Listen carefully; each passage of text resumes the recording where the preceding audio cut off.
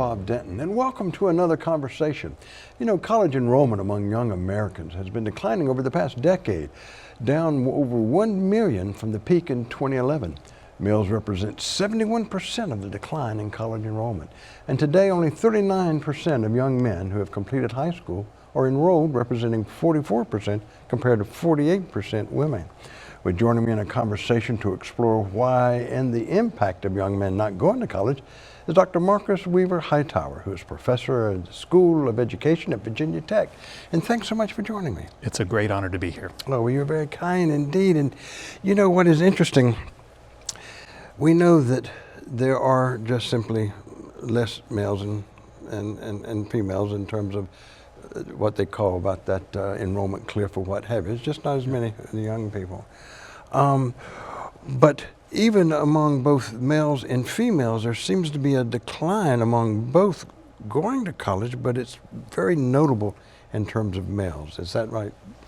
It is right. Really the effect that's going on right now is, as you say, there are less students to be able to go to college. And for about the past 20 or 30 years, we've had males at a lower percentage enrolling in college at all levels. And in fact, now, even at the PhD level, that was the last threshold to cross, that males are now getting fewer PhDs than females. And the numbers are really, again, the very fact that it's lower is one thing, but it really is significant, and something is going on, and we'll explore some of those. But what I found interesting is that this is true even internationally, and I thought that was interesting too, that it seems to be a trend globally for whatever reason.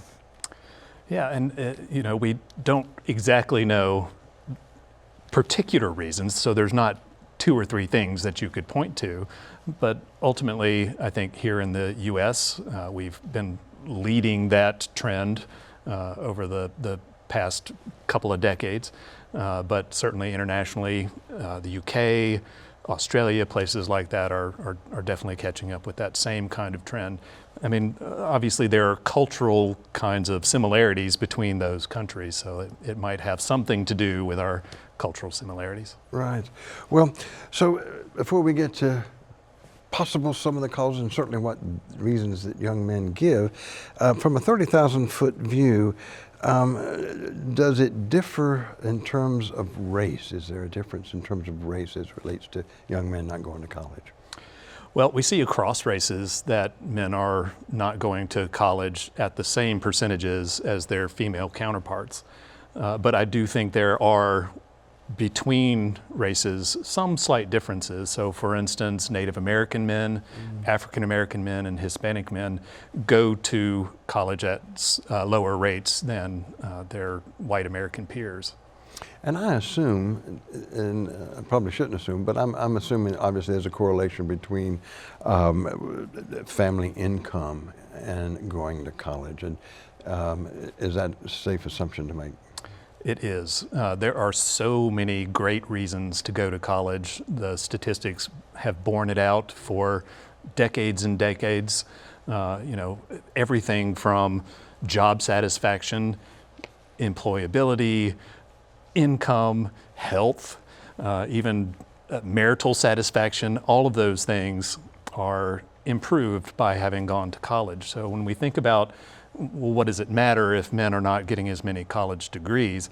There's certainly all of those kind of societal benefits that they're not getting from missing out on that experience. And you mentioned about the gender gap between males and females.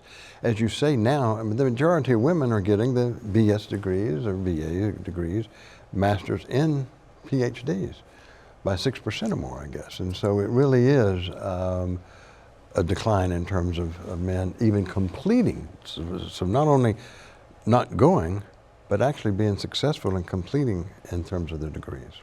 Absolutely, there is that gap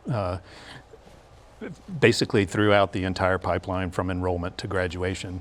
There are, of course, some, I guess, nuances in what happens within that enrollment and graduation period.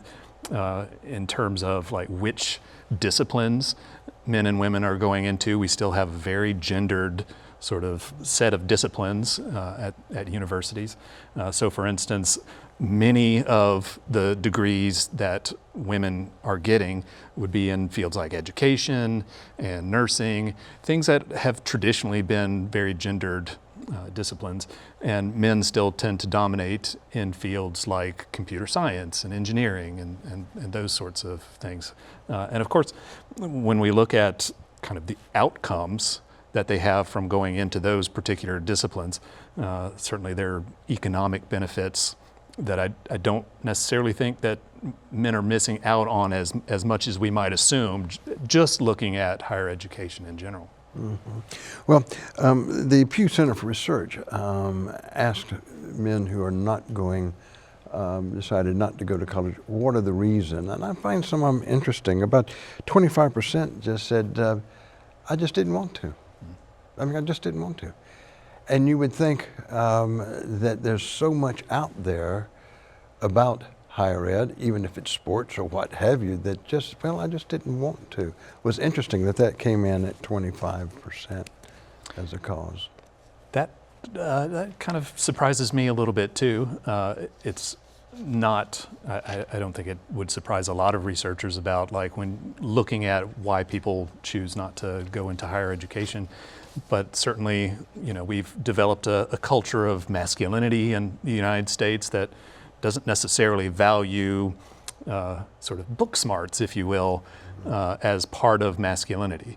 And so there's certainly kind of cultural reason that men are saying that this is not necessarily for them, but that, you know, leaves another 75% who hopefully are making those choices at least eventually to go into higher education.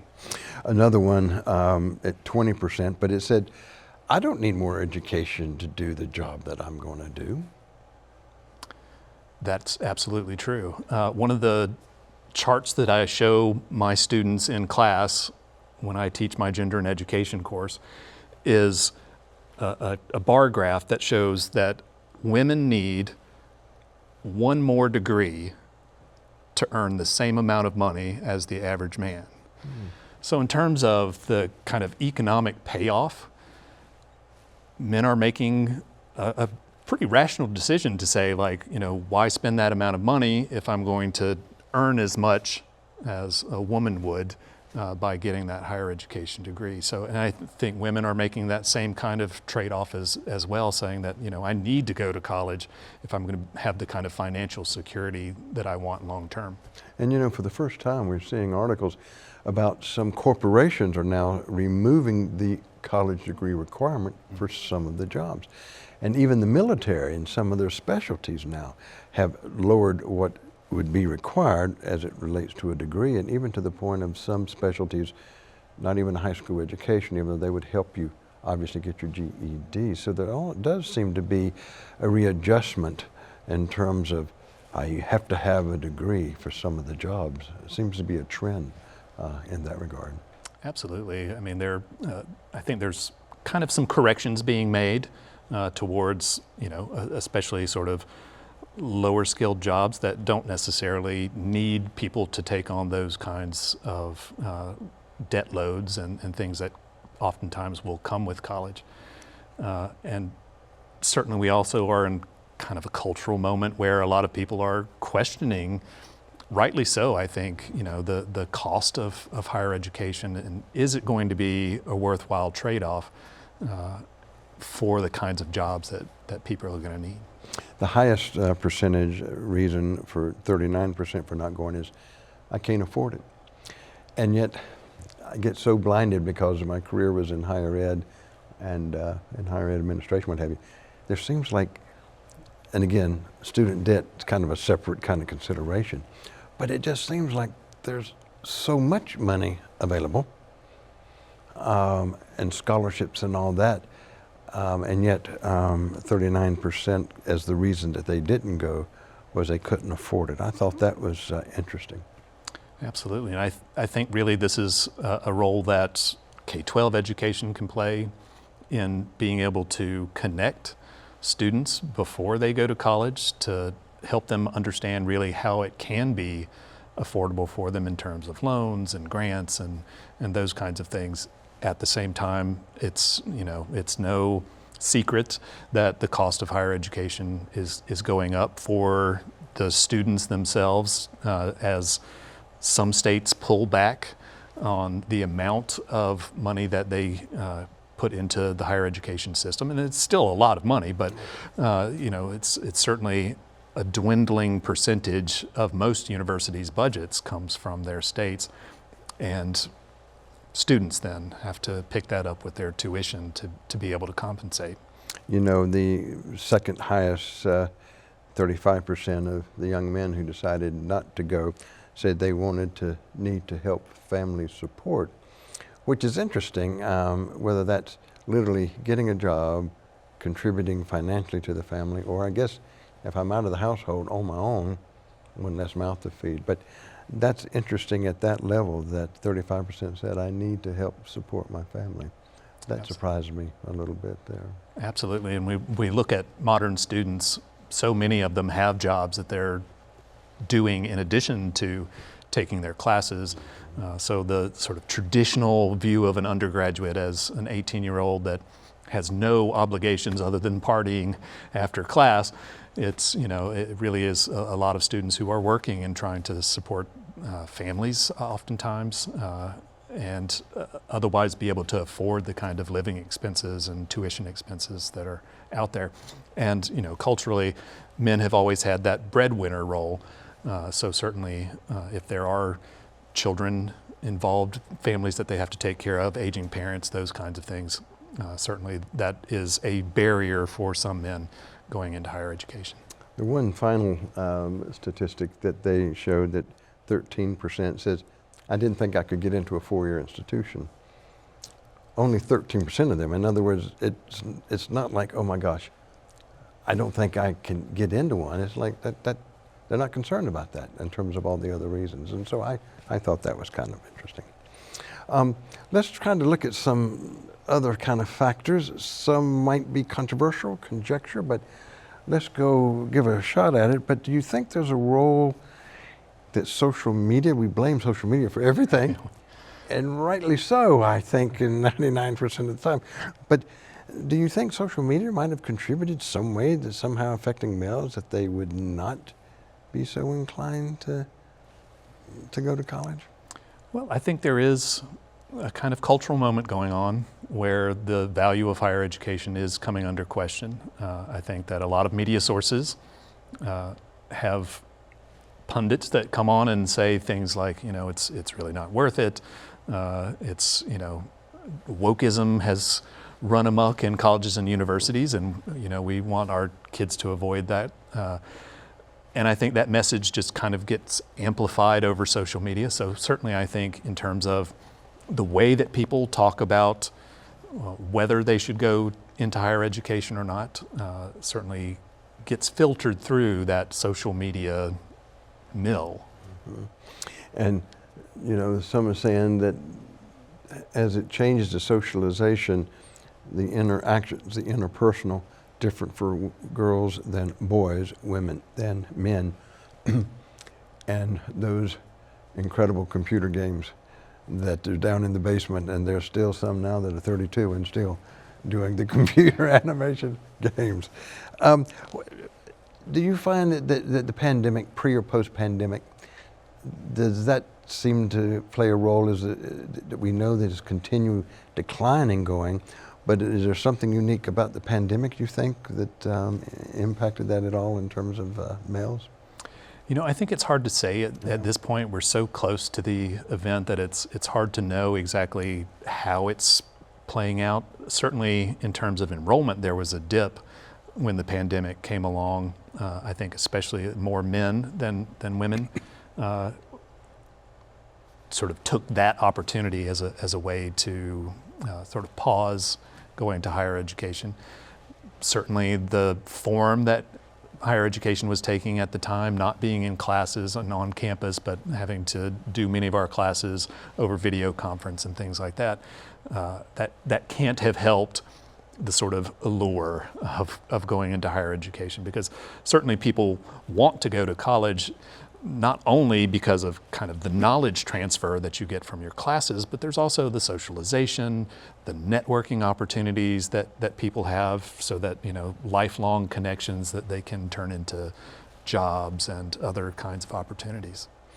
You know, this may be a little bit controversial in a way, but in preparing for our conversation, I mean, there's those who say, you know, starting in the 90s and 2000s, that K through 12 education was changing, not only in terms of curriculum, but altering in terms of behavior, gym, some changing of noticing that more boys were held back, more boys in terms of discipline, incredible increase in learning disability diagnoses for men.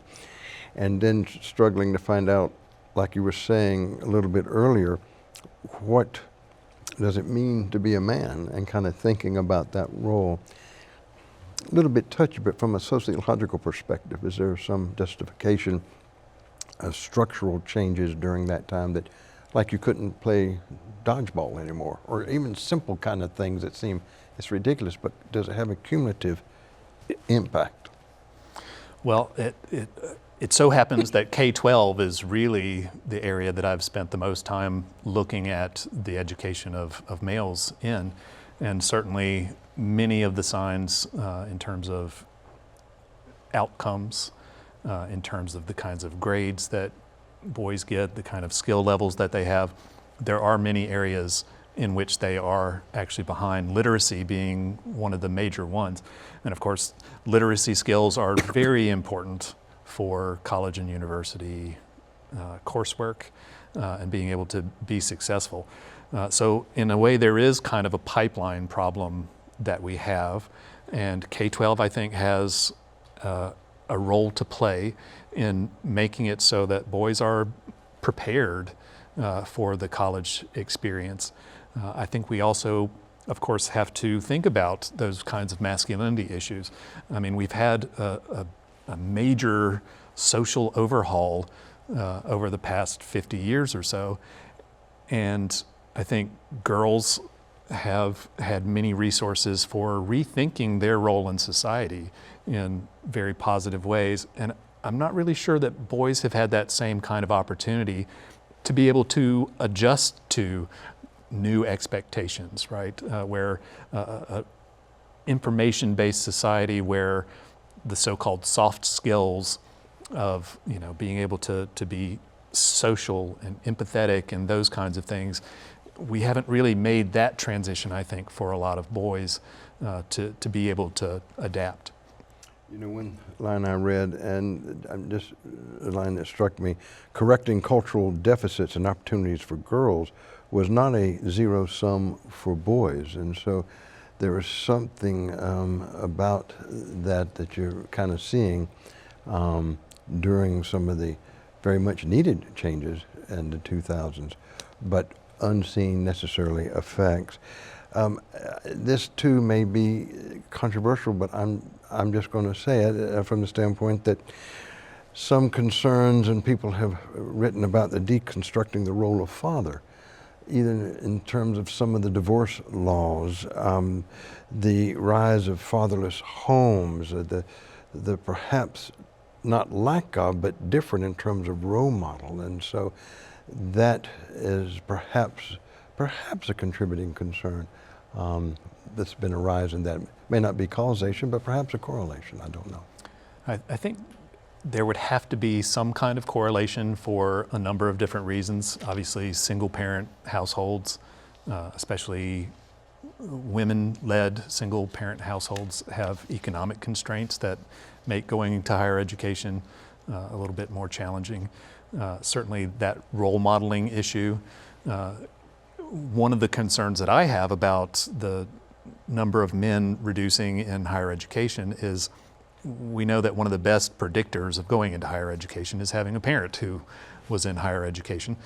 So if one's father isn't in there with that higher education experience, I think that puts young men at a disadvantage in that way. At the same time that maybe we've seen some differences with fathers in terms of their presence, their economic contributions, things like that, we also have seen a lot of men stepping up in a lot of ways in terms of child care responsibilities and things like that. It's not to the level where it would be equitable in terms of domestic chores and things like that, but certainly I think there's been both positive and maybe negative changes within the family. Well, let's talk a little bit about some of the implications, and you touched on earlier, absolutely, in terms of the correlation between college completion and lifetime earning. I mean, and those who don't have a college degree, it's college grads earn 56% more than high school grads, and more than $1 million over a working lifetime. That's real. It's also interesting, as you did say, college grads tend to be overall as a cohort happier, healthier, better marriages, and live longer. But there's another interesting thing that I really hadn't thought that much about, that it may be impacting in terms of marriage itself.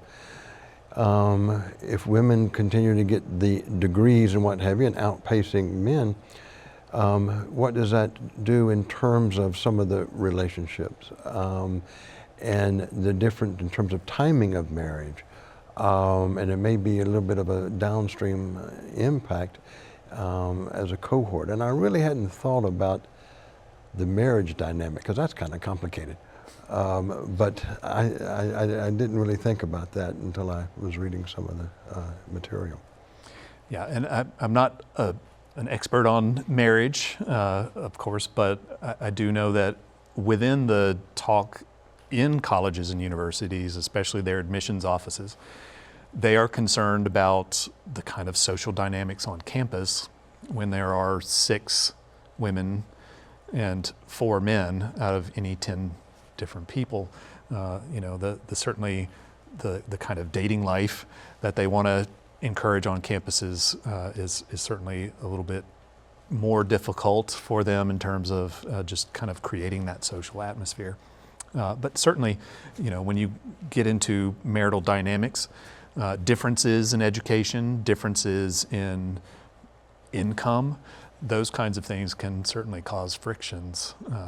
And so we can anticipate that those frictions might be coming as a result of the lower number of men in higher education. Yeah. Well, in terms of what to do, are there structural things? I mean, we know what I think has been successful, of course, better than I do, but there was in K through 12 some of the pipeline kinds of things for minorities and women, and even first generation perhaps, and just different things. How can we correct this? What are some of the structural things that you think that can be done to kind of thwart this situation in some ways? Well, there's so many things I think that we'd have to do, because this is a really complex, multi-point kind of problem. Certainly K-12 has a big role to play in terms of making sure that the boys in their care are getting educated, that they're getting proper counseling to go into higher education and be able to fund it. I think there's a role for talking about masculinity and new gender roles that we have in society in a new sort of information-based economy. I think policymakers can certainly help in a lot of ways by focusing on affordability issues, so that those 39 or whatever it was % of students don't say, oh, well, I could never afford to go to college.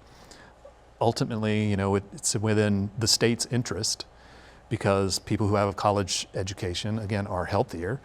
They need fewer social services from the government, so they cost less than than non-college educated folks. People with a college education, because they earn more money, are also paying more in taxes. So the more people you can get into higher education, the sort of return on investment we get is really valuable, and something that I think policymakers really need to be paying attention to. I think within our culture overall, I think it's important that people in the media take a really sensible, I guess, rational look at really what the benefits are and not discourage men especially from going into higher education, because I think the kind of complaints that we have are in some ways very valid, right? The cost of higher education is going up, but the return from higher education is, there's just so much proof that there's a good return on that investment. Well, you know, we're virtually out of time. What's striking that it's hard to talk about causation. It is very complex, has many different aspects to it, but it is generally a real issue in terms of a trend that has implications. Very interesting. Well, believe it or not, I'm sorry, that's all the time that we have. I want to thank my guests for joining us, and as always, I want to thank you for joining us, and hope you do so again for the next conversation with Bob Denton.